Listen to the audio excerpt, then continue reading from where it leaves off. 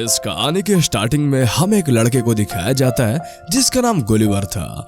Gulliver एक newspaper company में काम करता था। गुलिवर जब अपनी कंपनी में एक लड़के का इंटरव्यू ले रहा होता है तो गुलिवर उस लड़के से बिल्कुल बकवास क्वेश्चन पूछता है, क्योंकि गुलिवर को अपना जॉब में कोई इंटरेस्ट नहीं था। लेकिन वो लड़का सिलेक्ट हो जाता है। गुलिवर उस लड़के को डार्सी से मिलवाता है। डार्सी भी उसी ऑफिस में काम करती है।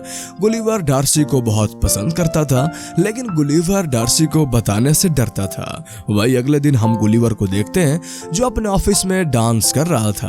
तभी वहां एम्प्लॉय आता है और वो गुलिवर से कहता है कि मेरा प्रमोशन हो गया है, और वो गुलिवर से ये भी कहता है तुम्हारे इन्हीं हरकतों से तुम्हें अभी तक कोई प्रमोशन नहीं मिला। वही थोड़ी देर बाद गुलिवर डार्सी के ऑफिस में जाता है और वहां रखा एक फॉर्म उठाता है जो एक ट्रेवलिंग फॉर्म का था।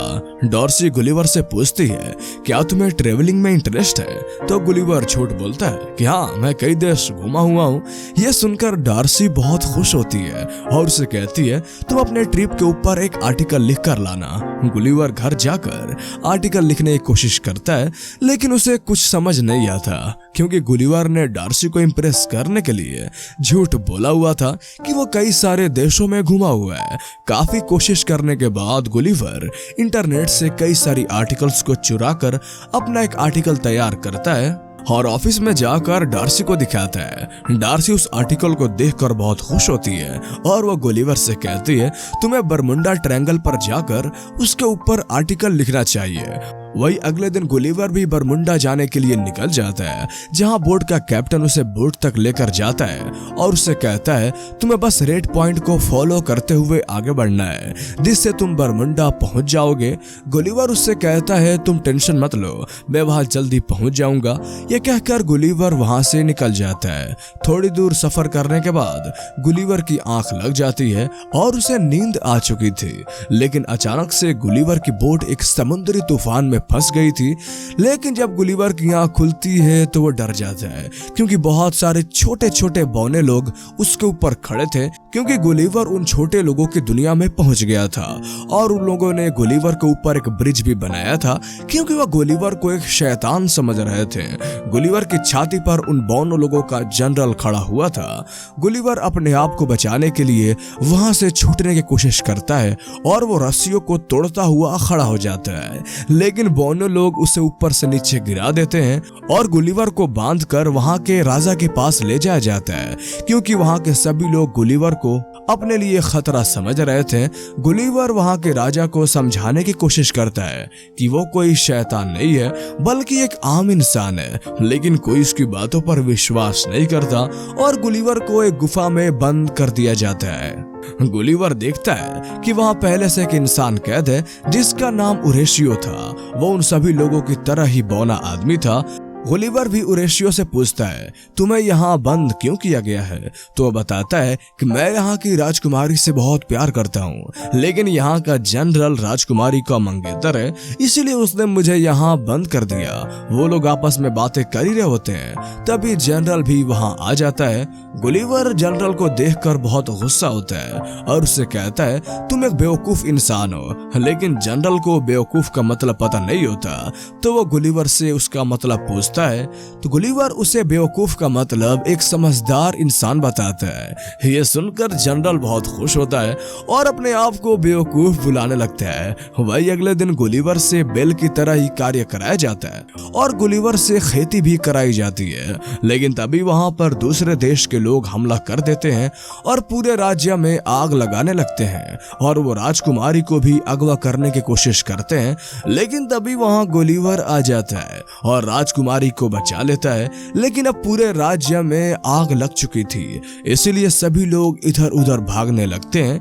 गुलिवर उन लोगों को शांत रहने के लिए कहता है और बड़े ही फनी तरीके से वहां लगी आग को बुझा देता है, यानी ये अपने सुसु से आग को बुझा देता है, क्योंकि वो आग गुलिवर के लिए बस एक माचिस की तीली थी। गुलिवर जनरल के ऊपर भी पानी डाल देता है, जिससे जनरल गुस्सा होकर वहां से चला जाता है। राजा भी ये सब देखकर गुलिवर से बहुत खुश होता है, क्योंकि गुलिवर ने पूरे राज्य और राजकुमारी की जान बचाई थी। इसलिए राजा गुलिवर को खाने के लिए इनवाइट करता है, लेकिन गुलिवर राजा से कहता है आपको मेरी एक शर्त माननी होगी। और उरेशियो को आजाद करना होगा। तो राजा भी गुलिवर की बात मानकर उरेशियो को आजाद कर देते हैं। वही रात के समय गुलिवर राजा के साथ खाना खाने जाता है, जहां राजा गुलिवर से पूछता है तुम कहां से आए हो। तो गुलिवर बताता है मैं न्यूयॉर्क सिटी से आया हूं। तो वहां के सभी लोग गुलिवर को न्यूयॉर्क का प्रेसिडेंट समझने लगते हैं। इसी मौके का फायदा उठाकर गुलिवर बताता है मैंने न्यूयॉर्क के लिए बहुत सारे काम किए हैं। और गुलिवर उन लोगों के सामने बहुत सारे झूठ बोलता है, जबकि हमें पता है गुलिवर न्यूयॉर्क में एक न्यूज़पेपर कंपनी में काम करता है। गुलिवर उन लोगों के सामने बहुत बड़ी बड़ी बातें फेंकता है। राजा गुलिवर से खुश होकर उसके लिए एक आलीशान घर बनाता है ताकि गुलिवर वहां आराम से रह सके। वही गुलिवर और उरेशिया भी अच्छे दोस्त बन चुके थे, इसलिए गुलिवर उरेशियो को राजकुमारी को इम्प्रेस करने के तरीके बताता है, जबकि गुलिवर खुद भी डार्सी को कभी इम्प्रेस नहीं कर पाया। लेकिन उरेशियो गुलिवर का बात मानकर राजकुमारी के सामने बेवकूफ जैसे हरकतें करता है।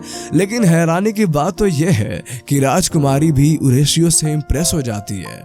अगले सीन में हम जनरल को देखते हैं जो गुलिवर की बोट को ढूंढ लेता है, क्योंकि वो गुलिवर को जल्द से जल्द यहाँ से भेजना चाहता था। बोट में गुलिवर को अपना मोबाइल भी मिल जाता है। गुलिवर जब अपने मोबाइल को देखता है तो उसे डार्सी का मैसेज मिलता है। गुलिवर उस मैसेज को सुनता है जिसमें डार्सी कहती है मैं तुमसे मिलने के लिए वहां आ रही हूं। और अब डार्सी भी गुलिवर को पसंद करने लगी थी।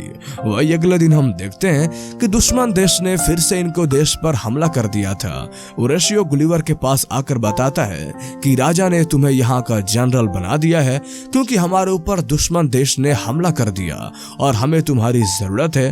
गुलिवर भी बड़ी बहादुरी से दुश्मन देश के लोगों से बात करने के लिए जाता है और उन्हें समझाता है कि तुम यहाँ से चले जाओ। लेकिन वो लोग गुलिवर की बात नहीं सुनते और गुलिवर के ऊपर अटैक करते हैं। लेकिन उनके हमले से गुलिवर को कोई फर्क नहीं पड़ता और गुलिवर उनकी बोट को खींचकर किनारे पर ले आता है। और इसी तरह गुलिवर वहाँ की राजा को भी बचा लेता है। ये देखकर सभी लोग गुलिवर की जय जयकार करने लगते हैं, क्योंकि गुलिवर अब उन लोगों का हीरो बन चुका था। ये देखकर जनरल भी बहुत गुस्सा होता है, क्योंकि वो गुलिवर से जलता था। साथ ही गुलिवर का बहुत सारी फैसिलिटीज दी जाती हैं जिससे वो एंजॉय कर सके।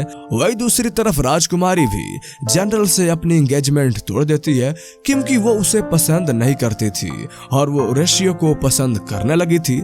जनरल ये सुनकर बहुत गुस्सा होता है और वो दुश्मन देश के राजा के पास जाता है। और जनरल ने गुलिवर को बोट से वो पेपर चुरा लिए थे जिसमें रोबोट बनाने का तरीका लिखा हुआ था। और वो लोग उस पेपर की मदद से एक बहुत बड़ा रोबोट बनाते हैं और रोबोट बनाने के बाद एक बार फिर से लिलीपुट पर हमला करते हैं और लिलीपुट को अपने कब्जे में कर लेते हैं। और उस रोबोट को जनरल कंट्रोल कर रहा था। रोबोट गुलिवर को ऊपर उठा लेता है और उससे सच बताने के लिए कहता है कि तुम कहां से आए हो। तो गुलिवर डरते हुए सब सच बता देता है और कहता है मैंने आप लोगों से झूठ बोला था, मैं कोई प्रेसिडेंट नहीं हूँ, बल्कि मैं तो एक रिपोर्टर हूँ। ये सुनकर जनरल उसे बांधकर समंदर में छोड़ देता है और उसे आइलैंड की तरफ भेजता है जहाँ कोई भी जाने की हिम्मत नहीं करता। गुलिवर समंदर के किनारे पर पहुंचता है और बहुत खुश होता है, क्योंकि गुलिवर को लग रहा था कि वो अपने जैसे लोगों की दुनिया में आ चुका है। लेकिन इससे पहले तो वो कुछ समझ पाता, ऊपर से एक बहुत बड़ा कांच का गिलास उसके ऊपर गिरता है और उसके कैद कर लिया जाता है। फिर कुछ समय बाद जब हम गुलिवर को देखते हैं तो उसको लड़कियों जैसे ड्रेस बना दी जाती है। और गुलिवर जब बाहर जाकर देखता है तो उसे पता चलता है कि वो एक बच्चों के खिलौने वाले घर में है और गुलिवर के सामने एक बहुत बड़ी लड़की आ जाती है। यानी कि गुलिवर पहले बौनों लोगों के दुनिया में पहुंच गया था और अब वो खुद बड़े लोगों की दुनिया में आ गया है, जहाँ वो खुद एक बौना आदमी है।